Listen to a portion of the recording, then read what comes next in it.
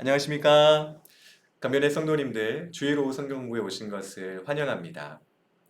오늘부터 우리는 철로역정이라는 책을 가지고 함께 공부를 해 보려고 합니다. 철로역정에 대해서 우리 성도님들 들어보신 적이 있는지 모르겠습니다. 아마 유명해서 이름 들어보셨고 또 그 책을 한번 읽어보신 분도 계실 겁니다. 과연 이 책이 왜 그렇게 유명하고 또 많은 사람들에게 읽혀졌고 유익을 줬는지 오늘부터 우리도 그 유익에 한번 참여해 보기를 원합니다. 철로역정은 청교도 존 버년이라는 이 신학자, 또 목회자가 쓴 책이지요. 존 버년과 철로역정에 대해서 먼저 한번 생각해 보기를 원합니다. 존 버년의 아버지는 영국의 국교도인이었습니다. 그 직업은 이제 댐장이었다고 하지요. 그래서 버니언도 아버지의 직업을 이어받아 댐질을 했고 댐장이 버니언이라는 이 별명이 붙기도 했다고 합니다. 그 집안 형편이 넉넉하지 못했기 때문에 학교에 버니언을 보낼 수가 없었다고 합니다. 하지만 버니언의 아버지는 자식에게 가장 기초적인 지식이라도 주고 싶었기에 초등학교 수준의 읽고 쓰기를 배우는 문법 학교에 번연을 보냈습니다. 그런데 이것이 아주 귀한 일이 되었지요. 이곳에 배운 문법적인 지식을 가지고 버니언은 훗날 우리가 지금 읽게 될 이 철로 역정을 쓸 수 있었습니다. 어, 이 버니언은 아내의 권유로 청교도 신앙을 갖게 되었고 아내가 결혼을 위하여 갖고 온 지참 금이 아닌 지참 책을 통하여서 이 청교도 신학, 청교도의 글을 읽기 시작했습니다. 그 글과 무엇보다도 이 성경을 통하여서 자기가 죄로 인해 죽어야 하지만 구원받을 수 있다는 사실을 알고 힘을 얻게 되었습니다. 존 버니어는 영국의 시민전쟁에 참여하게 되었는데요. 1642년부터 1651년 동안 일어난 이 영국의 시민 전쟁 속에서 영국은 급변하는 이 정치 또 경제의 변화를 맞게 되었습니다. 그 전까지는 왕정을 통하여서 영국이 나라가 이루어져 가 있지만 이 시민 전쟁을 통하여서 의회가 주도권을 잡기 시작했습니다. 안타깝게도 이 의회를 이제 이루고 있었던 여러 가지 분파, 특별히 정치적, 또 경제적, 또 신학적 이런 분파의 이런 갈림 속에서 다시금 왕정 복고가 이루어지게 됩니다. 쫓겨났던 찰스 2세 왕이 다시 돌아와서 자기를 내쫓았던 이 의회를 해산하고 보복 정치를 단행하게 되지요. 그래서 비국교도들의 그 설교자들의 설교를 금지하기에 이릅니다. 버니언 역시 비국교도 설교자였기 때문에 설교를 금지당했습니다. 그런데 그 금지에 불복종하여 설교를 함으로 이제 나라에 미움을 사게 됐지요. 그래서 종신형을 선고받고 12년 동안 감옥에 수감되었습니다. 바로 그때 존 버니언의 첫 번째 책이라고 할 수 있는 죄인 괴수에게 넘치는 은혜라는 이 책을 집필하고 출판하게 됩니다. 자신의 영적 체험에 대한 기록으로 하나님의 섭리와 그 발자국들을 추적함으로써 자신과 비슷한 동일한 시험을 받고 있는 성도들에게 힘과 용기, 격려를 주고자 했지요. 1672년에 감옥에서 석방됩니다. 하지만 5년 후에 다시 체포되고 6개월간의 수감 생활 동안에 죽음에 대한 두려움, 공포 속에서 그의 불후의 명작인 철로 역정을 쓰게 되었습니다. 성경 다음으로 많이 읽혀진 책이라 불리는 이 철로 역정은 교회의 신앙, 그 개혁에 힘쓴 청교도의 신학적 중요한 특징들과 주제들을 대화와 이야기 형식으로 또 풍요와 은유와 상징의 방법을 통하여 쉽게 설명해 주고 있습니다. 우리에게 많이 알려진 일부는 크리스천이라는 이 한 명의 성도가 천성을 향해 가는 이 개인의 구원의 이야기가 담겨 있고요. 또 우리가 이후에 볼 2부, 우리에게 좀 덜 알려졌지만 2부에서는 그의 부인이었던 크리스티나가 자신의 네 아이를 데리고 또 역시 천성을 향해 가는 이 가족 구원의 이야기를 담고 있습니다. 이 이야기를 통해 우리가 알 수 있는 것은 어, 하나님의 이 구원의 방법, 특별히 우리의 구원의 길과 또 성화의 길에서 만나는 여러 가지 어려움과 문제들을 쉽고 재미있는 이야기로 우리가 알기 쉽게 전해준다는 것입니다.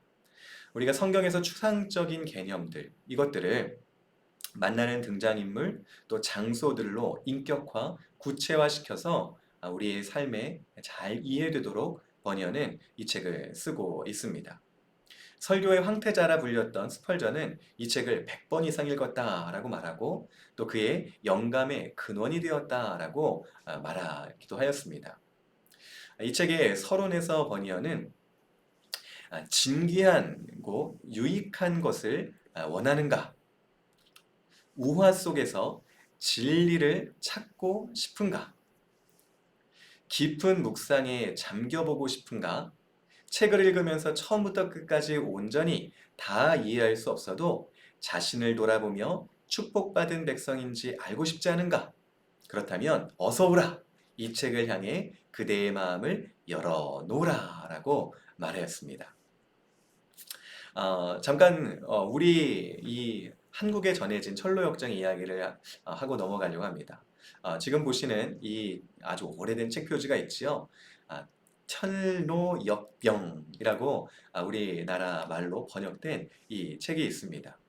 이 책은 1895년 우리의 선교사로 오셨던 게일 선교사님을 통해 번역되어 한국에 전해졌습니다.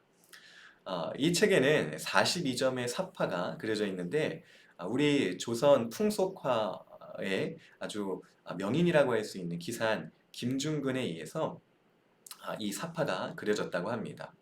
이 사파는 우리나라에 2017년에 문화재로 등재되기도 했습니다. 이 사파가 포함된 철로역정의 책이 문화재가 된 것이죠. 그만큼 우리나라의 기독교 역사와 또 풍속화와 또 여러 가지 번역, 영미 문학이 처음 번역된 것이 바로 이 철로역정인데요. 이런 번역 문서에 아주 그런 귀중한 가치를 갖고 있었던 또 철로역정이라고 할 수 있습니다. 자, 그렇다면 오늘 우리가 보게 될 것은 이 철로역정의 긴 여정 속에서 앞에 그 시작 부분이라고 할 수 있습니다.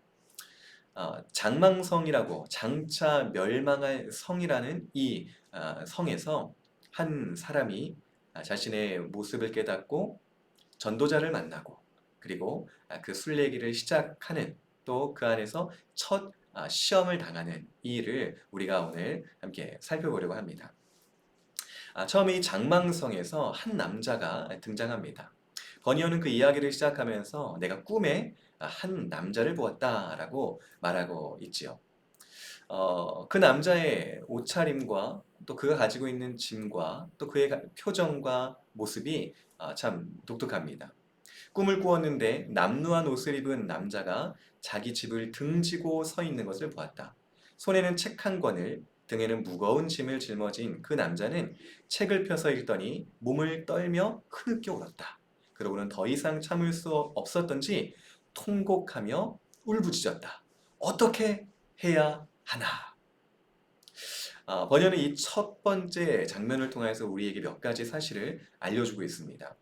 그것은 한 죄인이 영적으로 깨어나는 과정을 우리에게 보여주는 것이지요. 이 남자가 죄를 인식하고 죄의 결과인 심판과 영혼의 비참함을 깨달으며 슬픔과 통곡을 하는 이 은혜의 시작을 우리에게 설명하고 있는 것입니다. 그가 왜 남루한 옷을 입었습니까? 그것은 자기 자신의 이제 본래 모습, 자신의 본래 그 죄로 가득한 아무것도 내세울 것이 없는 이러한 죄인인 것을 발견했다는 것을 우리에게 알게 하지요. 또 그의 손에 책이 한 권 있었는데 그것은 성경입니다. 이 성경을 읽음으로 자신의 어떠함을 알고 구원받기를 갈망하는 상태가 된 것을 우리에게 알게 합니다. 또 그의 등에는 무거운 짐이 메어져 있었습니다. 지금까지 지은 정말 내려놓을 수 없는 그 무거운 죄의 짐을 그가 짊어지고 있었던 것이지요. 그러면서 그가 어떻게 해야 하나라고 울부짖는 것은 하나님의 의로우심을 알고 자기의 죄를 깨달음으로 이 죄에 대한 심판, 그 의로운 심판을 당할 것에 대한 슬픔과 괴로움을 이 남자가 겪고 있다는 것. 이것을 우리에게 보여줍니다. 이 남자의 마음이 부드러워진 상태이고 이제 그가 잠들어 있었던 그 영적인 잠에서 깨어났다는 것을 우리에게 보여주지요. 이 남자가 어떻게 해야 하나라고 울부짖을 때 한 사람을 만나게 됩니다. 그는 전도자라고 불리는 사람입니다. 왜 이렇게 울고 있습니까? 전도자가 묻지요. 그때 이 사람은 내가 어떻게 해야 할지 몰라 울고 있습니다. 이런 말을 합니다. 전도자는 그에게 두루마리 하나를 주는데 임박한 진노를 피하라는 이 글이 써져 있는 두루마리를 주었습니다. 그리고 불빛을 바라보고 그 좁은 문으로 나아가십시오. 라고 말해주지요. 이 전도자는 복음 사역자를 의미합니다. 영혼의 의사로서 이 한 죄인을 세심하고 주의 깊게 인도하는 복음 사역자의 모습을 보여줍니다. 이 지금 영적으로 각성된 잠에서 깨어난 사람에게 이제 결단하고 그 일에 있어서 부지런하게 이 일을 해나가라고 격려하고요. 또 아직 그가 좁은 문이 보이지 않습니다. 라고 말하는 이 구원의 경륜을 다 이해하지 못한 상태에 있는 사람에게 세심하게 그가 가야 할 길을 알려주는 이런 모습도 보여줍니다. 그리고 빛을 따라가라, 곧 말씀을 따라가라 하므로 그 안에서 그리스도라는 지식과 믿음을 얻도록 그를 인도하고 격려하고 있습니다. 이렇게 영혼의 의사로서 복음 사역자를 만나는 것은 큰 축복이 아닐 수 없습니다. 어떻게 해야 하나? 내가 도저히 이 죄를 해결할 수 없다라고 말하는 우리에게 이 복음 사역자들을 보내주심으로 이제 구원의 길을 걷게 하시는 하나님의 이 놀라운 은혜를 우리는 이것을 통하여 보게 됩니다. 그런데 이 죄인이 이렇게 전도자를 만나서 구원의 길을 이제 시작하려고 하는데 걸림돌이 있었습니다. 유혹이 찾아오는 것인데요. 바로 그에게 찾아온 첫 번째 유혹은 이 그를 붙잡는 가족들의 유혹입니다. 가족들은 그의 이야기에 깜짝 놀랐습니다. 그가 이제 자기의 모습을 깨닫게 되고 죄를 깨달았을 때 깜짝 놀랍니다. 그런데 그의 말을 믿어서가 아니라 그 남자가 제정신이 아닌 것 같다고 생각했기 때문이었습니다. 남자가 몇 발자국 이제 그 구원의 길을 시작할 때 무섭게 아내와 아이들이 알아채고는 어서 집으로 돌아오라고 소리쳤습니다. 그때 남자는 두 손으로 귀를 꼭 막고 달리며 소리쳤습니다. 생명! 생명! 영원한 생명! 외치며 달려갔지요. 그는 사실 이 가족들을 자신과 같이 영적의 잠에서 깨어나도록 먼저 노력했습니다. 하지만 가족들은 아직은 깨어나지 않았습니다. 우리가 영적인 잠에서 깨어나는 것은 성령의 도우심, 성령의 조명하심 속에서 가능하다는 것, 이것을 우리가 좀 알게 되지요. 어, 그가 이 구원의 길을 떠났을 때 가족들은 그를 먼저는 막고 또 돌아오라고 막 소리쳤습니다. 그때 이 남자가 했던 행동이 아주 좀 주목할 만합니다. 손가락으로 귀를 막고 또 뒤를 돌아보지 않고 생명, 생명, 영원한 생명 외치며 그 길을 달려갔습니다. 손가락으로 귀를 막았다는 것은 이제 영적인 구원의 길을 갈 때 자기를 막아서는 그 유혹의 소리들에 귀를 닫았다는 것을 의미하지요. 또 다시 자기를 붙잡는 그 가족들의 음성이 들리는 곳을 돌아보지 않았다는 것은 더 이상 이 구원의 길에 있어서 내가 뒤로 돌아설 것이 아니라 앞을 향하여 달려나가야만 한다라는 이 모습을 보여줍니다. 또 생명, 생명, 영원한 생명이라고 외친 것은 이제 우리가 가야 할 그 목표 지점, 그 생명, 영원한 생명을 얻기 위한 그 목표 지점만을 바라보고 다른 것을 내가 보지 않겠다. 내가 다른 것에 휘둘리지 않겠다라고 하는 이 결단을 우리에게 보여줍니다. 자, 이렇게 가족들의 유혹을 시험을 뿌리치고 나아갔을 때 그를 쫓아온 두 사람이 있었습니다. 한 명은 이 고집쟁이라는 사람이고 또 한 사람은 유순한이라고 불리는 사람입니다. 먼저 이 고집쟁이는 그의 구원의 길의 여정을 탐탁치 않게 생각했습니다.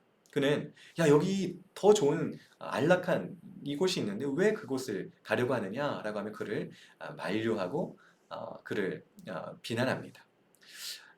이 고집쟁이는 세상의 안락함을 더 사랑하는 옛사람들을 의미하고 있고요. 또 진리를 멸시하며 교만한 마음으로 이 진리에 대해 화를 내는 우리의 죄된 본성을 보여줍니다. 또 한 사람인 유순환은 있습니다. 아, 우리가 지금 보고 있는 교재에는 유순환이라 번역되었고 또 다른 책에는 변덕쟁이라고 번역된 사람입니다. 이 유순환은 우리가 성경에서 보는 일시적 믿음을 가진 사람입니다. 처음에 유순환은 이 크리스천의 말을 듣고 그를 따라갑니다. 구원의 길을 함께 걷게 된 것이지요. 가면서 순례의 길에서의 유익을 질문합니다. 이 길을 갈 때 어떤 유익이 있습니까? 질문하고 우리에게 밝은 또 복이 있을 것입니다. 할 때 육신적이고 물질적인 복으로 생각하여 그를 따라 나섰습니다. 또 천국과 영생에 대해서 크리스찬이 얘기해 줄 때 그것을 기뻐합니다. 하지만 진짜 그 의미를 생각하지 못하고 자기의 느낌대로 자기가 원하는 대로 천국과 영생을 생각함으로 기뻐했지요. 자, 그런데 지금 그림에서 보시는 것처럼 낙심의 늪, 절망의 늪에 이 크리스천과 유순환이 빠지게 됩니다. 그때서야 유순환은 자기의 생각을 드러냅니다. 그는 이 순례의 길을 왜 가야 하는지 이유를 알지 못한 사람이었기 때문에 절망의 이 낙심의 늪에서 실망을 하게 되지요. 그리고 이 순례의 길에 얼마만큼의 희생이 필요한지 그 값을 생각하지 않고 따라 나섰기 때문에 이 첫 번째 늪에 빠졌을 때 크리스천을 비난하고 또 그를 따라가지 않고 다시 돌아가는 모습을 보입니다. 일시적으로 믿었지만 시험이 찾아왔을 때 그 믿음을 잃어버리는 이러한 안타까운 모습을 보여주는 것이지요. 유순환이 말합니다.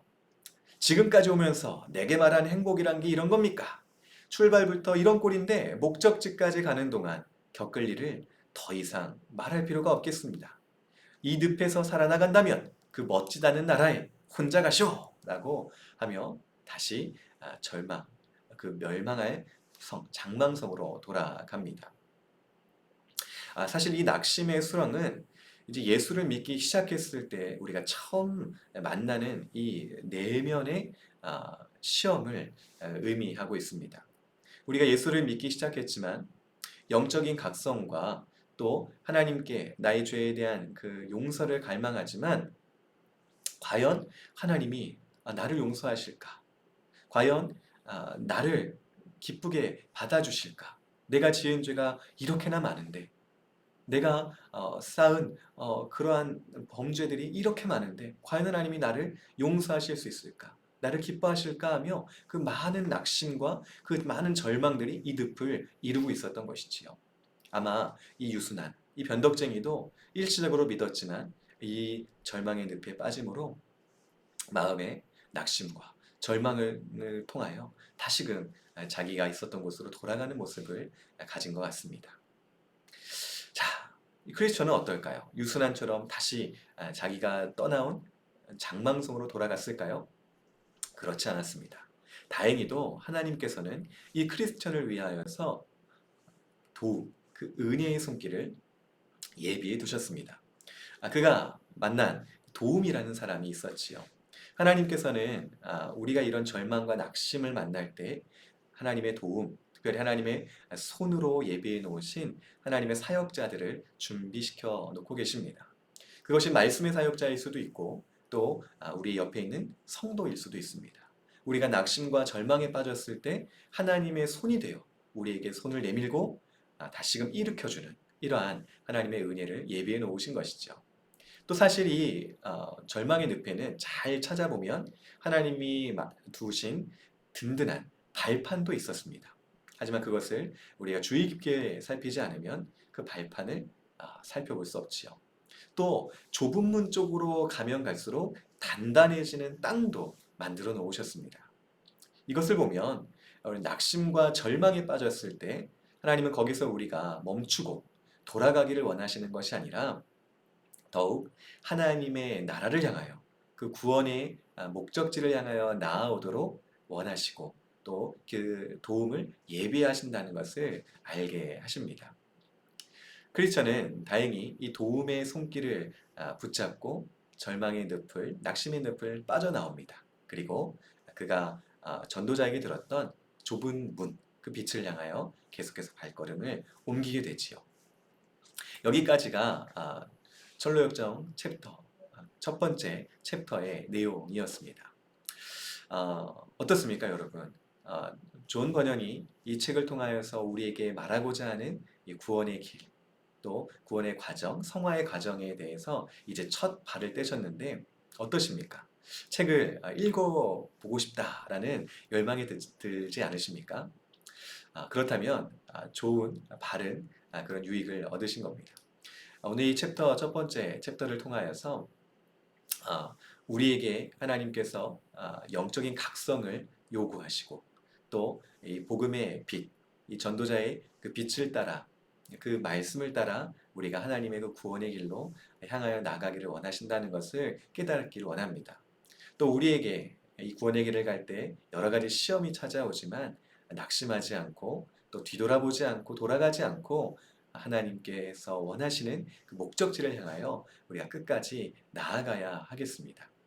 사랑하는 우리 강변의 성도님들, 이 철로역정 앞으로의 시간들을 통하여서 우리가 이 구원의 길을 또 이 성화의 길을 함께 걷기를 원하고 또 서로 격려하기를 원하고 마침내 하나님의 그 나라에 우리 모두가 함께 들어가는 이 은혜를 맛보기를 소망합니다. 수고하셨습니다.